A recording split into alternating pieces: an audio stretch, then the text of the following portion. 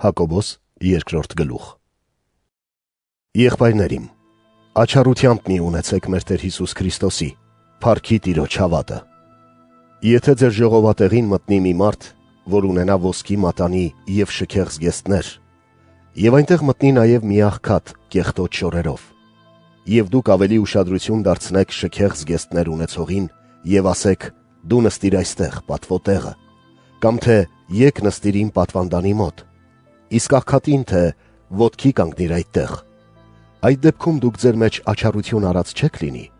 և չար խորհուրդների դատավորներ չեք լինի։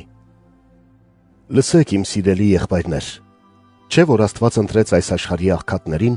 որոնք հարուստ են հավատով և ժառանգորդներն են այն արքայության,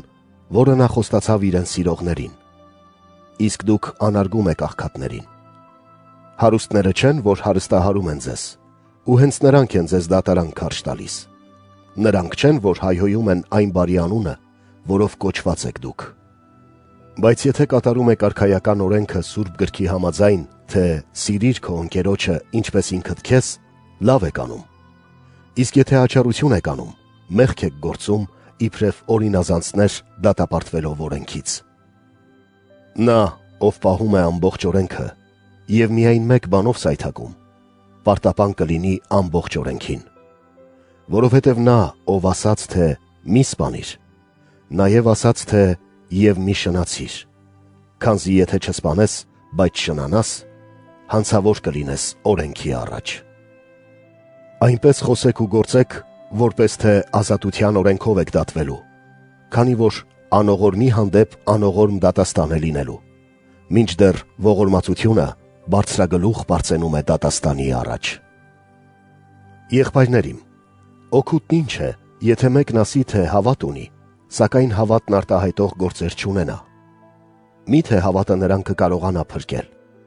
Եթե մի եղբայր կամ քույր մերկ լինեն կամ օրվա ուտելիքի կարոտ, և ձեզնից մեկը նրանց ասի. «Գնացեք խաղաղությամբ, տաքացեք և զգեստ հագեք», և դուք նրանց չտաք անհրաժեշտ բաները, ի՞նչ օգուտ է։ Նույնպես և հավատը, եթե գործեր չունի, ինքնին մեռած է։ Բայց մեկը թերևս ասի. «Դու հավատ ունես, իսկ ես գործեր։ Ցույց տուր ինձ քո հավատն առանց գործերի, և ես քեզ ցույց կտամ իմ հավատը գործերով»։